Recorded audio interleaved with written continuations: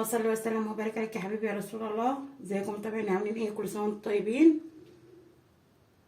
اول رمضان النهارده، جايلكم النهارده بقى باكله حمام. هنعمل حمام. عارفين المصريين بقى في رمضان تلاقي حمام وبط. جايبه النهارده 4 حمامات، جيبهم من عند الفراخجي، نضفولك كويس ويصفقوا. يعني ايه يصفقوا؟ يفصل الجلد عن اللحم كده. ده التصفيق، ده اسمه تصفيق الحمام. والفراخجي بقى اللي بيعملهولك، او لو انت في ارياف زينا كده ونضفتيه، احنا بننضفه ونعمله كده، نصفاه من تحت الجلد، ان احنا نخلي فاصل بين اللحم وبين الجلد عشان نحشو. معايا كده 4 حمامات، معايا بصلتين مفرومين ناعم، معايا بقى معلقه سكر، جوز الطيب، قرفه، ملح، مكعب ملح، والكبد والقوانص مقطعه صغير بالطريقه دي زي ما حضراتكم شايفين. تقطعي القوانص كده للرز، والكبد نفس النظام. اللي مش عارف بقى اما يجي يعمل حمام مقدار الحمامية قد ايه، تعملي ايدك كده، ده مقدار الحمامة، تاخد الرز ده، لان الرز بيزيد. هو ده المقدار بتاع الحمامة، ان انت تعملي ايدك كده. انا هنا مزودة عشان انا بحب الرز ده موت وبموت فيه، يعني باكل الرز قبل الحمامية. فهنروح بقى على النار نشتغل.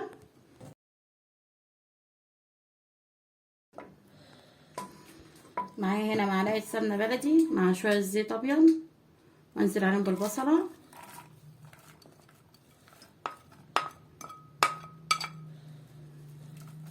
اتبل البصله واديها لون مصفر كده. تصفري معايا ازاي بقى؟ اديها السكر اللي انا حطاه. انا بحب احط سكر على البصله، بيكرملها ويخليها جميله ومسكره. انزل بمعلقه السكر كده، خلي البصله معايا مسكره. وبكتر البصل بصراحه في الحشوه دي، لان البصل كده كده بيسكر الحاجه. حطها على النار بقى كده مع التقليب المستمر على ما هي تصفر معايا، وارجع لكم تاني. كده البصله يا حبايبي بعد ما صفرتها معايا، انزل بالقوانص الاول، لان القوانص بتاخد سوا عن الكبد. شوحها كده، احط لها فلفل اسمر ربع معلقه كده صغيره.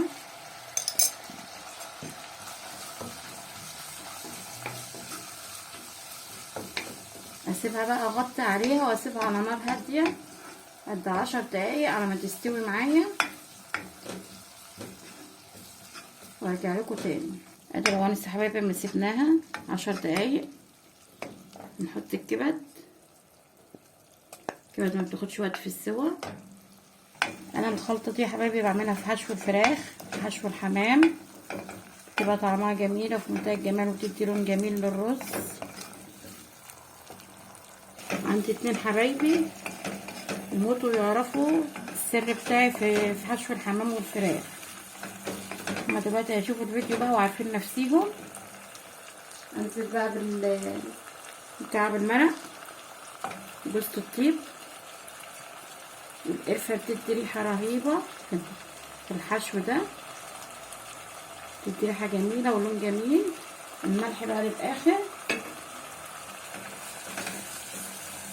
هنعمله النهارده في كيس حراري عشان ما ناخدش وقت كتير ونضيع وقت كتير في الوقفه على البوتاجاز واستهلاك مواعين كتير. هو الكيس الحراري وندخل الفرن على طول. اشوح كده الكبد مع القوانص كده، شايفين اللون جميل ازاي؟ هتشوفوه اكتر في الرز دلوقتي وما ننزل بالرز. كده شوحت الكبد مع القوانص، انزل بالرز. هتقولي الرز ده كتير على ال4 حمامات. انا بحب طعم الرز ده جدا، بحب اكله. وبعدين انا مش عامله حاجه تانية جنبهم النهارده غير ان هعمل طبق سلطه اخضر بس. شوحي بقى الرز على قد ما تقدري. نحط الملح،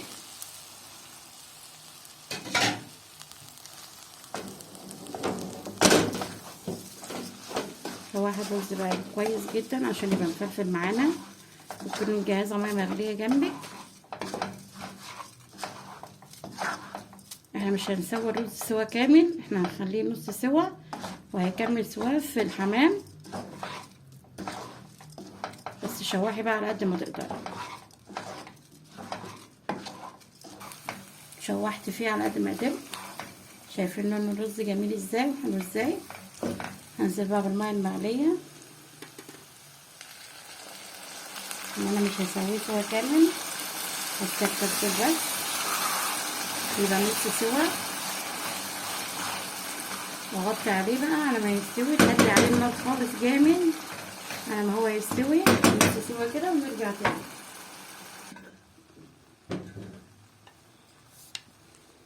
ادي الرز يا حبايبي خلينا نص سوا زي ما حضراتكم شايفين. هاخد بقى اللي هحشي بيه الحمام في طبق كده واسيبه يبرد. اوعي تحشي بالحشو سخن، سيب الحشو يبرد عشان ما يعجنش معاكي ويبقى معجن. انما لو حشيتي بيه سخن هيعجن معاكي. في طبق كده اهو تسيبيه يبرد براحته خالص، وما تلاقيه برد ابحشي. شويه الرز اللي هيفيدوا معاكي هيفيد رز طبعا. ده بقى بزوديه بقى شويه ميه كمان وحطيه على نار هاديه يكمل سواه، وتغرفيه كده جنب الحمام يبقى حلو في منتهى الجمال. زبرت معايا يا حبايبي هنبدا نحشيه. انا بحشيه من تحت، بتعامل بايدي، ما بعرفش احشي بالمعلقه. انا بحب اتعامل بايدي كده. احشيه بقى وزقيه على فوق بالطريقه دي. احشيه من اول الزور من هنا، انما انا بحشي كده وبروح زقه الرز على فوق زي ما حضراتكم شايفين كده بالطريقه دي. واوزع الرز بصبعي كده تحت الجلد. ما تقليش الرز على الحمامه، ما تكترهوش، لان الرز لسه مش كامل السوا معانا، لسه هيكمل سواه فهيزيد برضو عشان ما يطقش مننا خساره.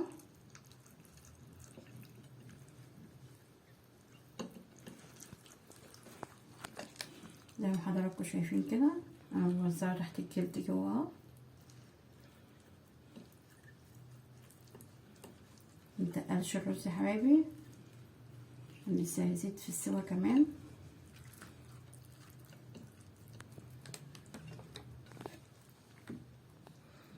اقفلها بقى، انا كده حشيتها اقفلها.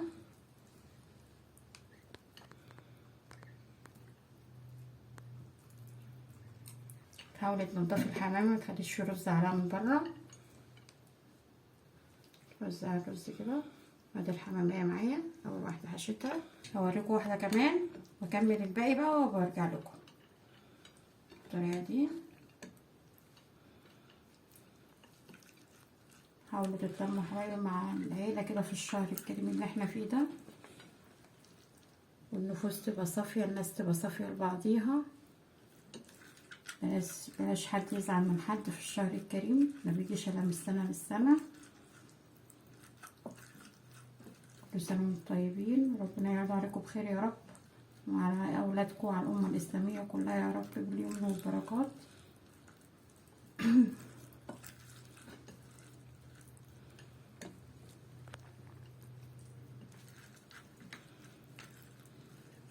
زي ما حضراتكم شايفين كده بوزع الرز تحت الجلد الحمامية كلها. ده حمام بلدي مش حمام انواع. في اللي هو القطاوي اللي هو بيبقى كبير كده، انما ده بلدي. هقفلها كده، متاخدش وقت معايا خالص. حمري بقى جنبه طبق بطاطس، سلطة خضراء حسب رغبتك. في الحمامة من اي رزاية عليها بيبقى معايا بالطريقة دي زي ما حضراتكم شايفين. هكمل الباقي بقى وبرجع لكم. ادي الحمام يا حبايبي حشينا مع بعض. ديت الرجل كانت اتقطعت، رحت عاملاهم بخله كده، يعني ما نعرفش على اي حاجه تحصل قدام مننا. معايا كيس الحراري اهو. انا من اول فيديو قلت ان انا هدخله الفرن مش هسلقه. بيبقى جميل في السلق برضو. الشوربه بتاعته بتبقى حلوه، ممكن تعملي بيها شوربه لسان عصفور بتبقى حلوه. ارصي كده الحمام الكيس الحراري بالطريقه دي.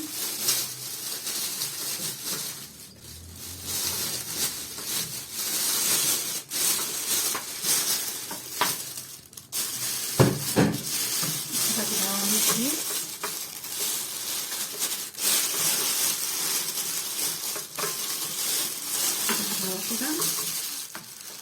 كده نقفل دي في قلب الاكياس، بنلف بقى الاكياس نقفله كده. مستهلكناش مواعين كتير ولا مجهود، بالسكينة بس كده اعمل فرن صغنن بس، احطه في الفرن على درجة حرارة 200 في الرف الوسطاني. عايزاه ان هو يجي معاكي بسرعة، حطي في الصينية، في ارضية الصينية مية لو انت هتحطيه في ارضية الفرن من تحت. لا انا هحطه على الرف الوسطاني. هذا الكلام بتاعنا حبايبي في الكيس الحراري، جميل جدا في الكيس الحراري. اتمنى انتوا تجربوه. خدي بالك وانت بتفتحي الكيس عشان البخار، اللي بتبقى فيه كميه بخار جامده جوه. خدي بالك من حاجه زي كده. وادي شويه الرز اللي قلت لكم كملوهم سوا، دول بقى انا بعشقهم جدا. حطيهم كده تحت الحمام، افرشيهم بالحرمشه بتاعت الارضيه دي. الريحه جميله، والقرفه مع جوز الطيب مخليه الريحه في منتهى الروعه وفي منتهى الجمال. الاتنين حبايبي اول ما يتفرجوا على الفيديو هيعرفوا سر الحمام وسر حشوه الحمام بتاعي والرز. شايفين مستوي معانا. اول ما تعملي الجناح كده وتلاقيه طالع معاكي تعرفي ان هو مستوي. ما اقدرش اقولك هو خد قد ايه عشان كل فرن بيختلف عن التاني.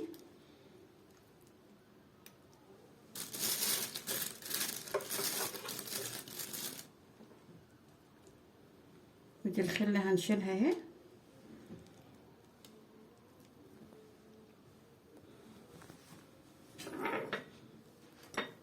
شايفين الجمال والحلاوه. جرنشيه كده اي حاجه كده تحت ايدك. ممكن تحمري جنبه بطاطس او شيبسي زي ما انت عايزه.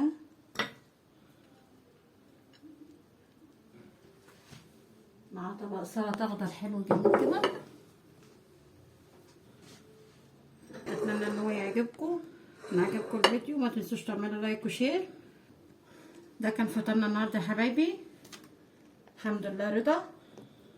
ان عجبكم الفيديو ما تنسوش تعملوا لايك وشير واشتراك في القناه. لو اول مره تشوفوني انا اسمي هبه. اشوفكم في فيديو جديد ان شاء الله، وكل سنه وانتم طيبين.